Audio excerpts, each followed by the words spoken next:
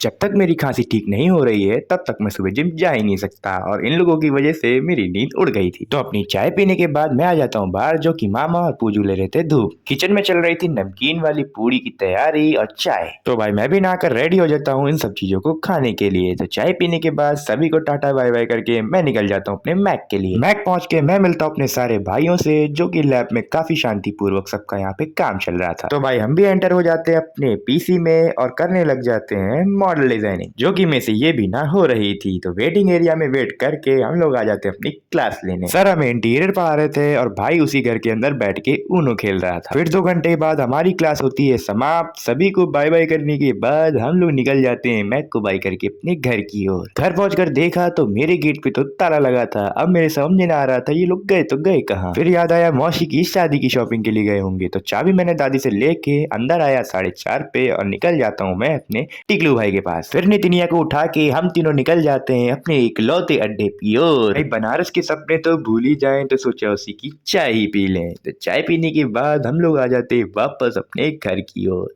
टिकलू नितिनिया को बाय करके, टिकलू भाई नितिनिया भाई ठीक है भाई, बाय बाय ठीक है भाई, चल चल चल चल। घर आया तो अभी भी कोई नहीं आया था। तो रेडी होके मैं निकल जाता हूँ अपने जिम के लिए। जिम में आज करता हूँ मैं शोल्डर की वर्कआउट, जो कि मैं शाम को शूट नहीं कर पाता हूँ, इसलिए मैं आ जाता हूँ अपने घर की ओर। घर आकर देखा तो फाइनली अब सभी के सभी लोग घर में आ चुके थे। मौसी लोगों की शॉपिंग किए हुए कपड़े को देखने के बाद हम लोग पीते हैं अपनी महफिल वाली चाय और खाते हैं समोसा। शादी वाली बातों को मद्देनजर रखते हुए हमने इस ब्लॉग को एंड किया।